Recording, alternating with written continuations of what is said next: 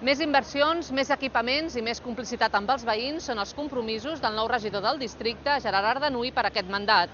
El regidor també treballarà per enfortir la identitat de l'Eixample. Nascut a Barcelona fa 37 anys, Gerard Ardanuy és enginyer tècnic industrial i milita a Unió Democràtica des del 95. L'any 2007 va ser escollit regidor de Barcelona i va presidir el districte de l'Eixample.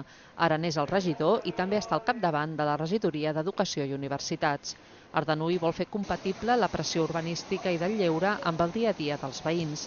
El regidor farà complir les normatives i regularà les activitats que generen tensió, com la circulació d'autobusos a la Sagrada Família. El temple farà els esforços que li pertocaran. Nosaltres intentarem posar ordre. El que sí que han d'entendre els veïns és que viuen en l'entorn d'una peça única.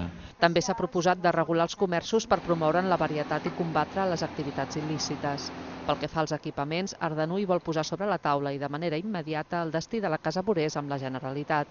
També assegura que impulsarà el diàleg amb els veïns per decidir els usos de la Model, tot i que aquesta encara haurà d'esperar, i de l'antic edifici de l'Once, que serà un bloc d'equipaments. Un hotel de diversos usos que pugui adaptar-se a l'edifici de manera ràpida, que no haguem de fer una obra gaire agressiva. Per tant, això descartaria de moment ubicar-hi una residència de gent gran.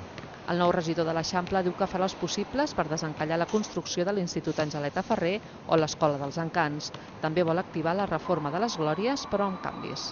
Jo prefereixo que els equipaments de l'entorn es posin al dia, que les inversions municipals es dediquin a condicionar i a millorar la qualitat de vida dels ciutadans, que a eliminar el tortell i fer els soterraments que ens marquen el Pla de Glòries.